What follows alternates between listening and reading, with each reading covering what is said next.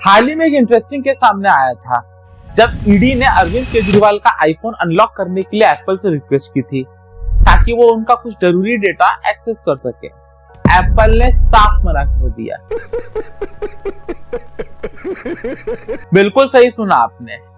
Apple ने privacy के लिए किसी भी एजेंसी को उनके यूजर का पर्सनल डेटा देने से इनकार कर दिया, चाहे कितनी भी बड़ी एजेंसी क्यों ना हो। और ये सिर्फ इंडिया की एजेंसी की बात नहीं हो रही, अमेरिका के FBI तक को वो लोग मना कर देते हैं। ये इंसिडेंट एक बार फिर साबित करता है कि एप्पल अपने यूजर की प्राइवेसी को कितना सीरियसली लेता है। यहाँ तक कि एप्पल ने यह भी कहा कि हमारे पास ऐसा कोई तरीका नहीं है जिससे वो किसी का भी आईफोन अनलॉक कर सके।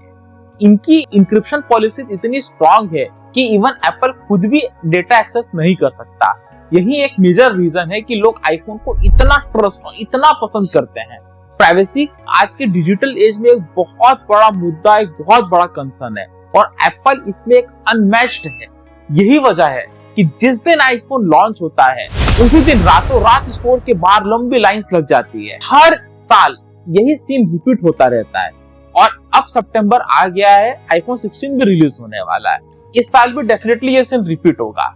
बट प्राइवेसी अकेले एक वजह नहीं है कि आईफोन इतना पॉपुलर है, और कई फैक्टर्स हैं जो आईफोन को बाकी स्मार्टफोन से इतना अलग बना देते हैं। तो चलिए आज हम इन्हीं फैक्टर्स के बारे में बात करते हैं और जानते हैं कि आखिर क्यों आईफोन के लिए लोग इतने क्रेजी हैं। 17 घंटे लाइन में रुका फर्स्ट आईफोन लेने के लिए इंडिया के पहले एप्पल स्टोर से। Don't wait in a line. कल रात की ट्रेन से आए, 4 फोन लिए, सुबह 8 बज गया। What are you gonna buy? 15 Pro Max।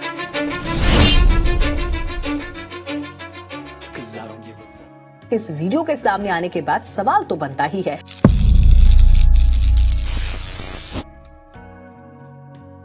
सबसे पहला है इसका प्रीमियम ब्रांडिंग। आईफोन का नाम आते ही एक प्रीमियम और लग्जरी प्रोडक्ट की इमेज ऑटोमेटिकली हमारे दिमाग में आ जाती है। एप्पल ने अपने ब्रांड को इतने सालों में इतना बिल्डअप कर लिया है कि लोग आईफोन से एक स्टेटस सिंबल एसोसिएट हो जाते हैं। जब आपके हाथ में आईफोन होता है तो ऑटोमेटिकली एक सर्टेन प्रेस्टीज एसोसिएट हो जाती है। आपने देखा होगा कि जब लोग आईफोन यूज करते हैं तो एक प्राइड महसूस करते हैं, और ये फीलिंग सिर्फ इंडिया में नहीं है भाइयों, ये फीलिंग ग्लोबली है। एप्पल ने अपने प्रोडक्ट को इतना प्रीमियम बनाया है कि लोग इसको प्राउडली शोकेस करते हैं। यही चीज आईफोन की डिमांड को और ज्यादा बढ़ा देती है। अब आते हैं हार्डवेयर और डिजाइन पर। एप्पल के प्रोडक्ट्स ने अपनी हाई क्वालिटी हार्डवेयर और स्लीक डिजाइन के लिए जाने जाते हैं। हर जनरेशन के आईफोन में एप्पल कुछ ना कुछ नया और बेहतरीन डिजाइन इंट्रोड्यूस करता है। आईफोन के sleek looks, perfect form factors के लिए लोग इंस्टेंटली अट्रैक्ट हो जाते हैं। एप्पल स्मॉल डिटेल्स पर बहुत ज्यादा ध्यान देता है, जैसे कि बटन की प्लेसमेंट, आईफोन का weight, balance, high quality glass material. इसके साथ साथ आईफोन का डिस्प्ले। एप्पल अपने प्रोडक्ट को सिर्फ फंक्शनली नहीं बल्कि विजुअली अपीयरेंस पे भी बहुत बेहतरीन बना देता है। अब यही देख लो दोस्तों, ये आईफोन 12 है और ये मेरे पास तकरीबन 3 साल से है, और अगर कोई दूसरा स्मार्टफोन होता तो अभी तक तो शायद ये डैमेज हो गया होता और इसका सॉफ्टवेयर तो डेफिनेटली चला गया होता। लेकिन इसकी जो सॉफ्टवेयर है वो अभी भी बिल्कुल परफेक्ट है, रेगुलरली अपडेट्स होता ही रहता है। इसका कैमरा आज भी बिल्कुल वैसे ही काम कर रहा है जैसे कि पहले काम कर रहा था, और इसमें बाकी जो फीचर्स है वो भी बिल्कुल परफेक्ट है। मैंने इसके पहले कभी आईफोन यूज नहीं किया था, मैं ज्यादातर एंड्रॉइड यूज करता था। जब मैंने इसको यूज किया तब मुझे पता चला कि why it is so costly. 3 साल तो बहुत दूर की बात है, शायद 2 साल भी नहीं चलता, क्योंकि मेरे इसके जितने भी पहले फोन थे वो ज्यादातर तो 1 से 1.5 साल ही चले हैं, और शायद एक आधी कोई था जो 2 साल भी खींच पाया था। तीसरा फैक्टर है iOS का स्मूथ और सिक्योर इकोसिस्टम। प्राइवेसी के अलावा iOS का स्मूथ एक्सपीरियंस भी एक मेजर रीजन है आईफोन की पॉपुलैरिटी का। iOS ऑपरेटिंग सिस्टम बहुत ही यूजर फ्रेंडली, स्टेबल और फास्ट है। इसकी सीमलेस इंटीग्रेशन की वजह से आईफोन यूजर्स को एक अलग एक्सपीरियंस मिलता है। अगर आपके पास मैकबुक, आईपैड या एप्पल वॉच है तो आपने नोटिस किया होगा एक चीज कि सारे डिवाइस एक दूसरे के साथ कितना अच्छे से कम्युनिकेट करते हैं। ये एक सीमलेस एक्सपीरियंस है जो कि एंड्रॉइड यूजर्स अक्सर मिस कर देते हैं। चौथा रीजन है दोस्तों रेगुलर अपडेट्स। आईफोन यूजर्स को एक और बड़ा एडवांटेज मिलता है, रेगुलर अपडेट्स। एप्पल अपने फोन्स को कई सालों तक सॉफ्टवेयर अपडेट्स प्रोवाइड करता है। और यही 4-5 साल पुराने आईफोन तक भी iOS अपडेट करता रहता है, जिससे फोन की लाइफ बढ़ जाती है। एंड्रॉइड डिवाइस के साथ एक कॉमन प्रॉब्लम है कि कुछ समय के बाद वो आउटडेटेड लगने लगते हैं क्योंकि उनकी अपडेट्स बंद हो जाती है, लेकिन आईफोन यूजर्स के साथ ये परेशानी नहीं होती। 5वां रीजन है एक्सक्लूसिव एप्स और फीचर्स। आईफोन अपने यूजर्स को एक्सक्लूसिव एप्स और फीचर्स देता है जो और कहीं नहीं मिलता।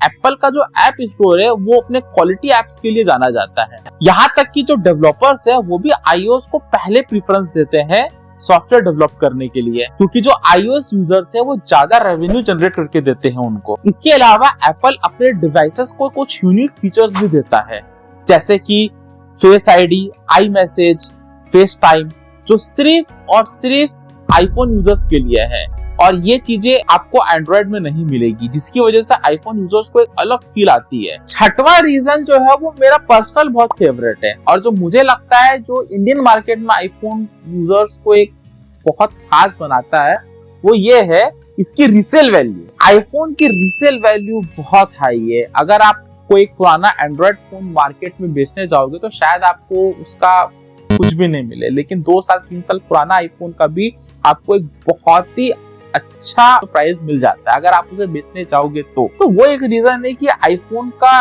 मार्केट बहुत हाई है। क्योंकि बीइंग एन इंडियन हमारे लिए क्या होता है कि अगर मैं एक नया फोन ले रहा हूँ तो मैं अपना पुराना फोन बेचने का जरूर सोचता हूँ, तो वहां पे मुझे अगर कुछ पैसा मिल जाए जो कि मुझे नए फोन लेने में मदद करे तो ये मेरे लिए एक बहुत ही इंपॉर्टेंट फैक्टर है।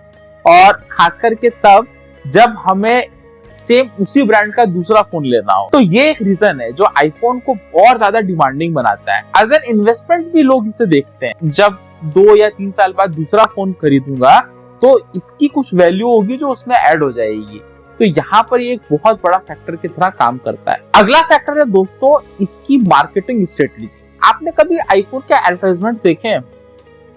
कितने सिंपल होते हैं ना, बिल्कुल सिंपल और सोबर। तो इससे क्या होता है कि एक साइकोलॉजिकल इंपैक्ट पड़ता है जहां पर यूजर्स को लगता है कि ये ब्रांड बहुत ही प्रीमियम ब्रांड है। इसके साथ ही एप्पल कई इवेंट्स ऑर्गेनाइज करता है जिसमें कई लोगों को वो बुलाता है। तो इसकी जो एक मार्केटिंग स्ट्रेटेजी है वो भी बाकी फोन्स के कंपेयर में बहुत अलग है। कई जगह पे तो हम इनके एडवर्टाइजमेंट भी बहुत कम आते हैं, तो वहां पर इनका एक जो सोफिस्टिकेशन पन है वो कहीं अलग से नजर आता है। ये भी एक बहुत बड़ा रीजन है कि कहीं ना कहीं एप्पल एक सोफिस्टिकेशन के साथ जुड़ा हुआ है। लास्टली आईफोन की पॉपुलैरिटी में साइकोलॉजी का भी एक बहुत बड़ा रोल है। एप्पल प्रोडक्ट्स एक ऐसा डिजायर क्रिएट करते हैं जिसे लोग इग्नोर नहीं कर पाते हैं। फोमो यानी कि फियर ऑफ मिसिंग आउट एक ऐसा फैक्टर है जो आईफोन यूजर्स पे स्ट्रांगली जुड़ा हुआ होता है। जब लोग देखते हैं कि उनके आसपास के लोग आईफोन यूज कर रहे हैं तो उन्हें भी एक्सपीरियंस चाहिए कि लोग क्यों इतना आईफोन यूज कर रहे हैं। ये सोशल प्रेशर और ट्रेंड फॉलोइंग का एक मिक्सचर है जो लोगों को आईफोन खरीदने के लिए मजबूर कर देता है। तो दोस्तों ये थे कुछ रीजन जिसकी वजह से आईफोन इतना पॉपुलर है, चाहे वो प्राइवेसी हो, डिजाइन हो या ब्रांड वैल्यू हो। एप्पल ने हर चीज पे काम किया है और एक्सीलेंट काम किया है। यही वजह है कि आईफोन को सिर्फ एक फोन नहीं बल्कि एक्सपीरियंस के तौर पे देखा जाता है। तो दोस्तों ये था कुछ रीजंस कि लोग आईफोन के लिए इतना क्रेजी क्यों है। तो अगर आपको ये वीडियो पसंद आया हो तो प्लीज लाइक कीजिए और सब्सक्राइब जरूर कीजिए, क्योंकि मैं नेक्स्ट 2 दिन में एक नया वीडियो लेके आने वाला हूँ, वो आप मिस कर दोगे। अगर आपका कोई एक्सपीरियंस है आईफोन को लेके तो प्लीज कमेंट सेक्शन में जरूर बताइएगा। मिलते हैं नेक्स्ट वीडियो पे।